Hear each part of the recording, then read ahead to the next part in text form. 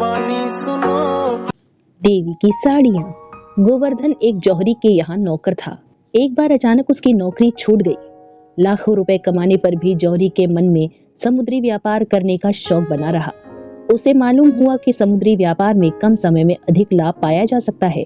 इसलिए उसने जौहरी का व्यवसाय बंद करने का निश्चय किया और समुद्री व्यापार शुरू करने की सब तैयारियां कर ली।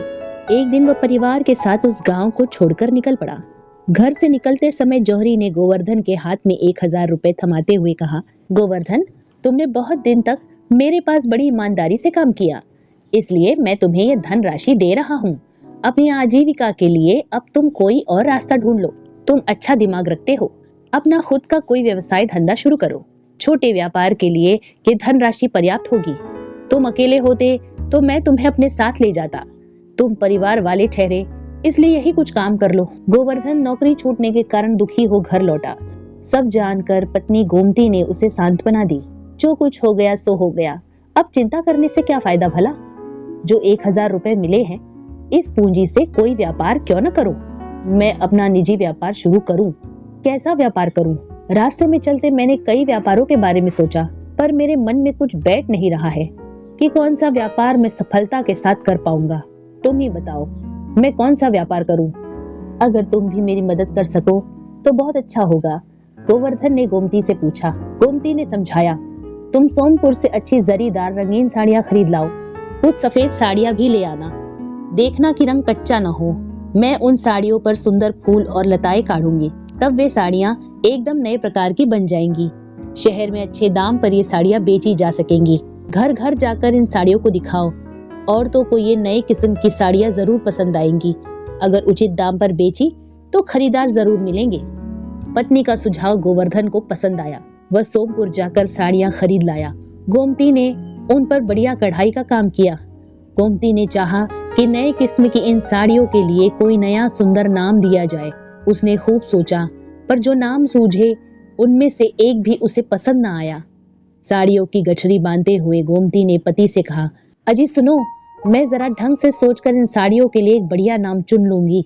तब तक तुम इन्हें शहर ले जाओ। नए किस्म की साड़ियां हाथों हाथ बिक जाएंगी। गोवर्धन साड़ियां लेकर शहर पहुंचा।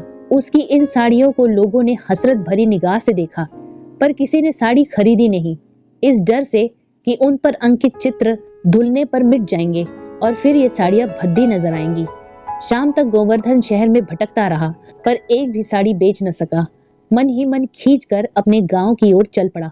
अपने गांव के पहले वाले गांव तक गोवर्धन पहुंच ही रहा था कि अंधेरा हो गया। वह थक गया था और अब आगे बढ़ना उसके लिए मुश्किल था। जरा आराम करने के विचार से पास वाले एक देवी के मंदिर के चबूतरे पे बैठ गया। लगभग आधा घंटा आराम करने के बाद गोवर्धन चबूतरे से उतर पड़ा और अपनी साड़ियों की गठरी सिर पर उठाने ही वाला था कि देवी प्रत्यक्ष हुई और उसने कहा, गठरी के अंदर बहुत अच्छी साड़ियां दिखाई देती हैं। गोवर्धन को बड़ा ही आश्चर्य हुआ, फिर संभल कर नम्रता के साथ बोला, जी हाँ माता जी, इन्हें बेचने के लिए शहर ले गया था, लेकिन मेरा दुर्भाग्य कि एक भी साड़ी नहीं बिकी। ओह, ये बात है, दिखाओ जरा मैं भी तो देख लूं, देवी ने कहा। गोवर्धन ने गठरी खोल दी और देवी को एक एक साड़ी दिखाने लगा। देवी ने साड़ियों को देखते हुए कहा, देखो, मुझे ये रंग बहुत पसंद है। इसकी जरी और इस पर काढ़े फूल क्या ही बढ़िया हैं। मैं खुश हुई इन्हें देख। देवी ने अपनी साड़ी के फटे आंचल को दिखाते हुए गोवर्धन से कहा, ये देखो, 1 हफ्ते पहले पुजारी ने मुझे यह फटी साड़ी पहना दी है। मेरे भक्तों को कितना दुख है कि मेरे लिए अच्छे वस्त्र नहीं हैं। तुम्हारी इन साड़ियों को देख मुझे बड़ा संतोष हुआ। देवी जी, आप ये क्या कह रही हैं? भक्त लोग तो आपको बढ़िया से बढ़िया साड़ियां भेंट चढ़ाते रहते हैं ना? गोवर्धन ने पूछा। देवी ने समझाया, भक्त लोग जो साड़ियां भेंट चढ़ाते हैं, उनमें से अच्छी साड़ियां तो पुजारी की झगड़ालू पत्नी अपने लिए रख लेती है।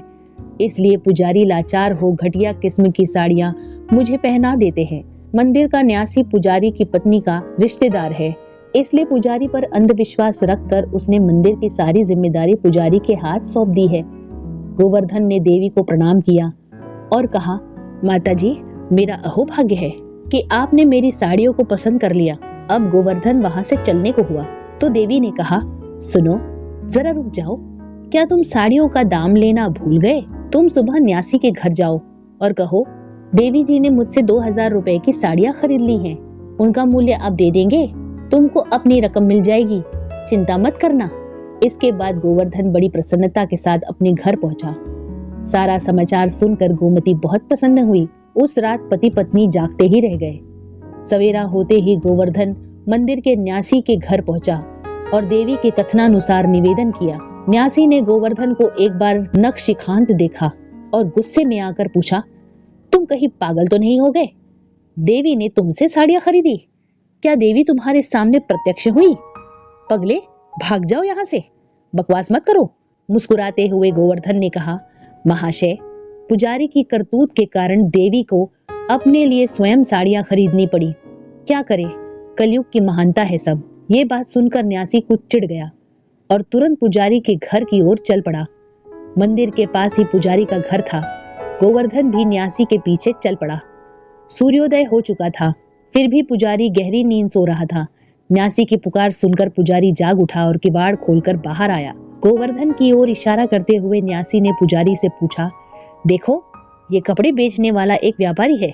ये कहता है कि देवी जी ने पिछली रात इससे 2000 रुपयों की साड़ी खरीद ली है। क्या तुम इसके बारे में कुछ जानते हो? देवी ने साड़ियां खरीदी? शिव शिव शिव शिव, पाप शांत हो। ये कोई पहुंचा हुआ डाकू मालूम पड़ता है या गांव में भटकने वाला कोई पागल होगा।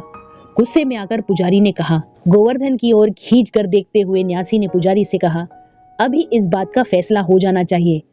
तुम अभी चलो और मंदिर के किवाड़ खोल दो। पुजारी ने मंदिर के दरवाजे खोल दिए और आश्चर्य से सब लोग क्या देखते हैं, देवी जी के चरणों के पास साड़ियों का ढेर पड़ा है। देवी ने स्वयं एक फटी पुरानी साड़ी पहनी है। तीक्ष्ण दृष्टि से देखते हुए न्यासी ने पुजारी से पूछा, कल शाम को अपनी बेटी को ससुराल भेजते समय हमने देवी को एक जरीदार रेशमी साड़ी भेंट स्वरूप दी थी। तुमने कहा था कि रात को पूजा के समय वही साड़ी तुम देवी को पहनाओगे। उस साड़ी का क्या हुआ पुजारी? पुजारी मारे डर के कांप उठा। उसने लज्जा के मारे अपना सिर झुका लिया। इस पर गोवर्धन ने न्यासी से कहा, महाशय, आपको ये प्रश्न पुजारी की पत्नी से पूछना चाहिए। आप पुजारी से पूछ रहे हैं, ये बेचारे क्या जवाब देंगे? थोड़ी देर विचार करने पर न्यासी की समझ में आ गया कि पुजारी कैसे दुर्व्यवहार करता है। न्यासी ने तुरंत पुजारी को अपने पद से हटा दिया और गोवर्धन को 2000 रुपए इनाम देकर सादर रवाना किया।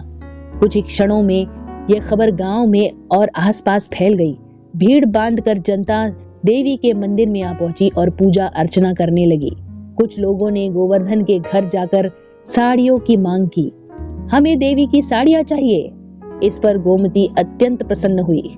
उसने पति से कहा, अब हमारी साड़ियों के नामकरण की समस्या हल हो गई। जनता ने ही खुद उसका नामकरण कर दिया है, देवी की साड़ियां। हम कड़ी मेहनत में विश्वास करते हैं। अब देवी की कृपा से हमें किसी प्रकार की कमी न होगी।